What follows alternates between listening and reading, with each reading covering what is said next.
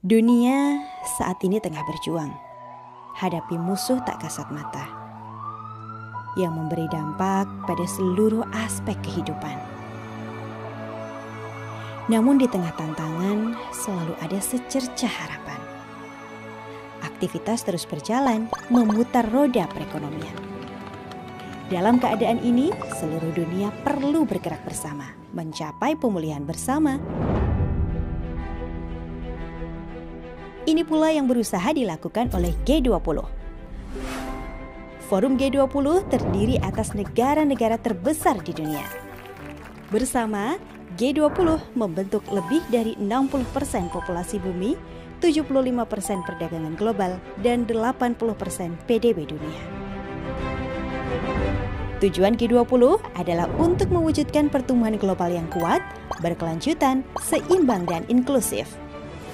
Tiap tahunnya, presidensi G20 dipegang oleh salah satu negara anggota yang memiliki andil dalam menentukan topik pembahasan forum.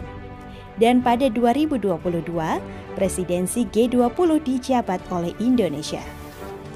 Dengan keadaan dunia yang masih terdampak pandemi, presidensi ini merupakan pengakuan atas kekuatan dan ketahanan ekonomi Indonesia. Kesempatan ini merupakan momentum berharga yang hanya dapat terjadi sekali setiap generasi.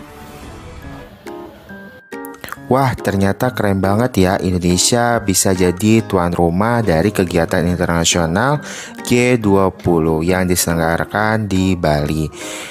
Penyelenggaraan G20 atau penyelenggaraan kegiatan-kegiatan internasional yang diselenggarakan antar negara merupakan urusan-urusan yang diselenggarakan oleh pemerintah pusat atau disebut dengan urusan pemerintahan yang absolut di bidang politik luar negeri.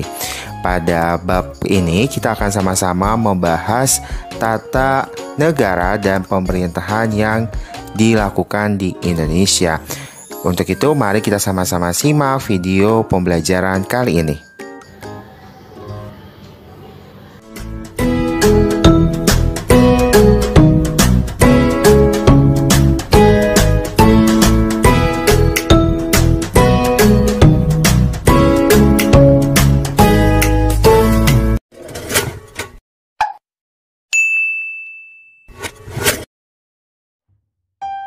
Assalamualaikum, halo semuanya, apa kabar? Semoga semuanya dalam keadaan sehat selalu.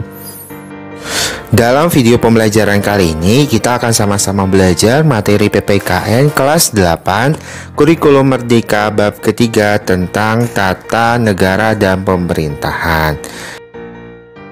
Pada rangkuman ini, kita akan membahas beberapa submateri, antara lain ada sistem pemerintahan, lembaga penyelenggara negara, pemerintahan daerah, dan daerah khusus, serta istimewa.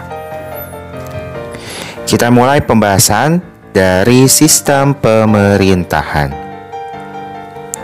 Yang pertama yaitu sistem presidensial atau sistem presidensial.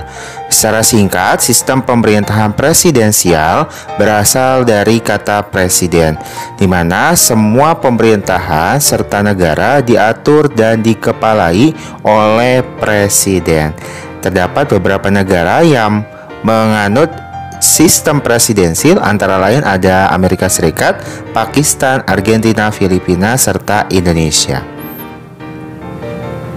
Berikut adalah ciri pemerintahan presidensial, di mana presiden sebagai kepala negara dan kepala pemerintahan. Yang kedua, presiden dibantu oleh menteri dalam menjalankan tugasnya. Yang ketiga, menteri-menteri bertanggung jawab kepada presiden. Dan presiden tidak bertanggung jawab kepada parlemen, melainkan kepada rakyat. Yang keempat, presiden tidak dapat membubarkan parlemen. Dan yang kelima, parlemen tidak dapat menurunkan presiden. Berikutnya sistem parlementer. Sistem parlementer adalah sebuah sistem pemerintahan yang mana parlemennya memiliki peranan yang penting dalam pemerintahan. Dalam hal ini, parlemen memiliki wewenang dalam mengangkat Perdana Menteri. Contoh negaranya ada Belanda, India, Australia, dan Malaysia. Berikut adalah ciri sistem pemerintahan parlementer. Yang pertama, presiden atau raja atau ratu berfungsi sebagai kepala negara, sedangkan kepala pemerintahannya dijabat oleh Perdana Menteri. Yang kedua, Perdana Menteri memimpin para menteri-menteri dalam menjalankan tugasnya. Yang ketiga, Perdana Menteri dan kabinet bertanggung jawab kepada parlemen, atau kabinet itu jajaran menteri-menterinya. Yang ketiga, yaitu parlemen bisa membubarkan pemerintahan dengan mengajukan mosi tidak percaya. Dan yang kelima, pemerintahan melalui kepala negara juga dapat dibubarkan dengan dasar tidak dapat mencerminkan aspirasi rakyat. Berikut adalah sistem pemerintahan di Indonesia, di mana Indonesia itu mengalami beberapa kali perubahan sistem pemerintahan dari presidensil ke parlemen dan kembali lagi ke sistem presidensil. Berikutnya adalah lembaga penyelenggara negara. Mengapa kekuasaan negara perlu dibagi sehingga satu negara memiliki beberapa lembaga-lembaga negara? Alasannya, dalam menjalankan sebuah pemerintahan perlu adanya keseimbangan.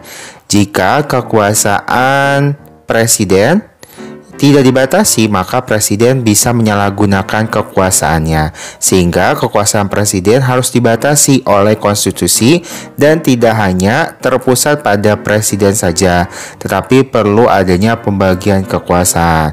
Maka dari itu muncullah beberapa lembaga-lembaga negara yang menjalankan kekuasaan-kekuasaan tersebut. Berikut adalah konsep pembagian kekuasaan di Indonesia. Ada dua, yaitu secara horizontal dan vertikal. Horizontal artinya pembagian kekuasaan antara lembaga negara sederajat, dan vertikal adalah pembagian kekuasaan antara beberapa tingkatan pemerintahan. Kita mulai dari yang horizontal, di mana pembagian kekuasaan secara horizontal di Indonesia itu mengalami beberapa perubahan dari sebelum amandemen Undang-Undang Dasar 1945 dan setelah amandemen Undang-Undang Dasar 1945. Saat ini secara horizontal kekuasaan negara Indonesia ada 6 yang dijalankan oleh beberapa lembaga negara. Antara lain ada kekuasaan legislatif, eksekutif, yudikatif, konstitutif, eksaminatif, dan moneter. Kita akan lihat pembahasannya dimulai dari legislatif, di mana kekuasaan ini dijalankan oleh lembaga negara DPR, khususnya yang menjalankan kekuasaan membentuk undang-undang. Yang kedua ada eksekutif, yaitu kekuasaan melaksanakan undang-undang, dijalankan oleh lembaga negara yaitu presiden. Yudikatif, kekuasaan kehakiman atau mengawasi pelaksanaan undang-undang, di mana kekuasaan ini dijalankan oleh lembaga Mahkamah Agung, Mahkamah Konstitusi, dan Komisi Yudisial. Yang keempat yaitu konstitutif, yaitu kekuasaan untuk mengubah dan menetapkan undang-undang dasar, di mana kekuasaan ini dijalankan oleh lembaga MPR.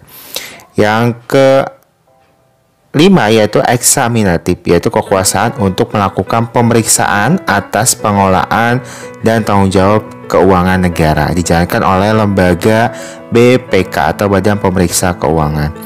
Yang keenam yaitu moneter, yaitu kekuasaan untuk menetapkan dan melaksanakan kebijakan moneter dan mengatur serta menjaga kelancaran sistem pembayaran dan stabilitas nilai rupiah, di mana kekuasaan ini dijalankan oleh lembaga Bank Indonesia.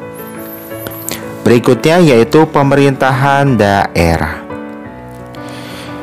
Menurut pasal 1 ayat 2 yang disebut dengan pemerintahan daerah dalam Undang-Undang Nomor 23 Tahun 2014 adalah penyelenggaraan urusan pemerintahan oleh pemerintah daerah dan Dewan Perwakilan Rakyat Daerah atau DPRD menurut asas otonomi dan tugas pembantuan. Kita akan bahas urusan pemerintahan apa saja yang dilakukan antara pemerintah daerah maupun pemerintah pusat. Yang pertama adalah urusan pemerintahan absolut. Urusan pemerintahan absolut adalah urusan pemerintahan yang sepenuhnya menjadi kewenangan pemerintah pusat.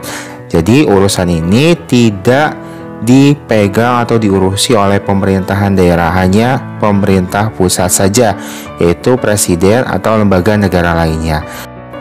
Ada beberapa urusan yang hanya diurus oleh pemerintah pusat atau urusan pemerintah absolut, antara lain ada masalah politik luar negeri, pertahanan, keamanan, justisi, moneter, dan fiskal, serta agama. Yang kedua adalah urusan pemerintahan konkuren, di mana urusan ini dibagi antara urusan pemerintah pusat dan daerah, provinsi, serta kabupaten atau kota.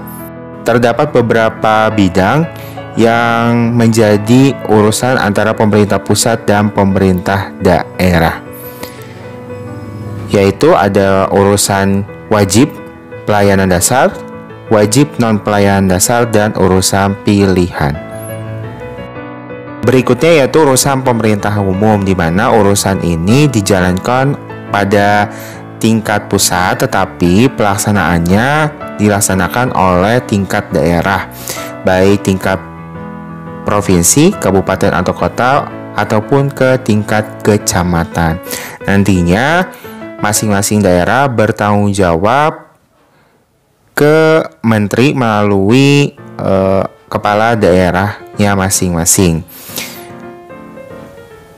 Beberapa urusan pemerintah umum antara lain ada pembinaan wawasan kebangsaan, pembinaan persatuan dan kesatuan, kerukunan antar suku, penanganan konflik sosial, koordinasi antara pemerintahan pada tingkat daerah, pengembangan kehidupan demokrasi, serta pelaksanaan urusan pemerintahan yang bukan kewenangan daerah. Berikutnya yaitu daerah khusus dan istimewa. Penyelenggaraan pemerintahan pada daerah istimewa dan khusus diatur pada pasal 18B ayat 1 Undang-Undang Dasar 1945 yang menyatakan bahwa negara mengakui dan menghormati satuan-satuan pemerintahan daerah yang bersifat khusus atau bersifat istimewa yang diatur dengan undang-undang. Antara lain ada DKI Jakarta, Daerah Istimewa Yogyakarta, Provinsi Aceh, dan Provinsi Papua. Kita akan bahas keistimewaan masing-masing daerah tersebut. Yang pertama, daerah khusus ibu kota Jakarta. Aspek-aspek yang menjadi pengkhususan daerah Provinsi DKI antara lain yang pertama, DKI Jakarta itu berkedudukan sebagai ibu kota negara. Yang kedua, Provinsi DKI adalah daerah khusus yang berfungsi sebagai ibu kota sekaligus daerah otonom pada tingkat provinsi. Provinsi DKI Jakarta berperan sebagai ibu kota negara yang memiliki kekhususan, tugas, hak, dan kewajiban serta tanggung jawab tertentu dalam penyelenggaraan pemerintahan dan sebagai tempat kedudukan lembaga-lembaga negara serta perwakilan negara asing dan pusat lembaga internasional. Yang kedua, daerah istimewa Yogyakarta, di mana keistimewaannya meliputi aspek-aspek berikut. Yang pertama, keistimewaan dalam hal sejarah. Yang kedua, istimewa dalam bentuk pemerintahan, di mana bentuk pemerintahannya gabungan dari dua wilayah yaitu Kesultanan dan Pakualam. Yang ketiga, istimewa dalam hal kepala pemerintahannya, di mana kepala daerah dijabat oleh Sultan sebagai gubernur dan Adipati sebagai wakil gubernurnya. Yang ketiga yaitu Provinsi Aceh. Keistimewaan Aceh antara lain ada penyelenggaraan kehidupan beragama dalam bentuk syariat Islam bagi pemeluknya di Aceh dengan tetap menjaga kerukunan hidup antar umat beragama, penyelenggaraan kehidupan adat yang bersendikan agama Islam, penyelenggaraan pendidikan yang memuat muatan lokal sesuai syariat Islam, peran ulama dalam menetapkan kebijakan Aceh, dan penyelenggaraan serta pengolahan ibadah haji sesuai dengan peraturan perundang-undangan. Yang keempat yaitu Provinsi Papua, di mana berdasarkan Undang-Undang Nomor 21 tentang otonomi khusus bagi Provinsi Papua, terdapat hal-hal mendasar yang menjadi isi undang-undang tersebut. Antara lain, yang pertama menjelaskan bahwa Provinsi Papua memiliki kewenangan sebagai provinsi yang mendapatkan otonomi khusus. Yang kedua, pengakuan dan penghormatan hak-hak dasar orang asli Papua serta pemberdayaan secara strategis dan mendasar. Yang ketiga, mewujudkan penyelenggaraan pemerintahan yang baik seperti mengikutsertakan wakil adat, agama, dan kaum perempuan dalam penyelenggaraan pemerintahan. Dan yang keempat, pembagian wewenang, tugas, dan tanggung jawab yang jelas antara badan legislatif, eksekutif, yudikatif, serta Majelis Rakyat Papua sebagai representatif penduduk asli Papua.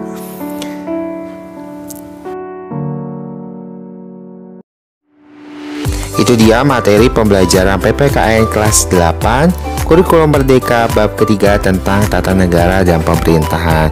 Semoga video pembelajaran kali ini bisa bermanfaat dan ilmunya bisa diterapkan dalam kehidupan sehari-hari.